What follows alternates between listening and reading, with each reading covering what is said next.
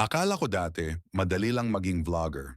Sabi ko sa sarili ko, mag-video lang ako, magsalita ng konti, tapos viral agad. Kaya isang araw, sinetap ko ang cellphone sa lamesa. Nilagyan ko pa ng ring light na nabili ko sa Shopee for professional look daw. E kaso, nung sinimulan ko na, "Hi guys, welcome back to my..." Cellphone bumagsak.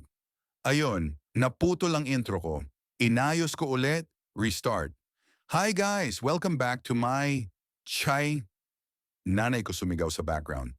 "Hoy, paliguan mo muna yung aso bago ka mag-artista dyan." Cut. Take 3. Pagod na ako, pawis na pawis. Pinilit ko pa rin. Pagkatapos ng 20 takes, na-upload ko rin sa wakas. Excited akong tingnan kinabukasan. 3 views lang. At isa doon ako pa. Doon ko napagtanto, hindi pala biro maging vlogger. Kailangan ng tiyaga, diskarte at makapal na muka. Ngayon, heto ako, sira na naman ang cellphone, ubos ang data, at wala pa ring subscribers. Pero sige lang. Baka next upload, may 4 na views na.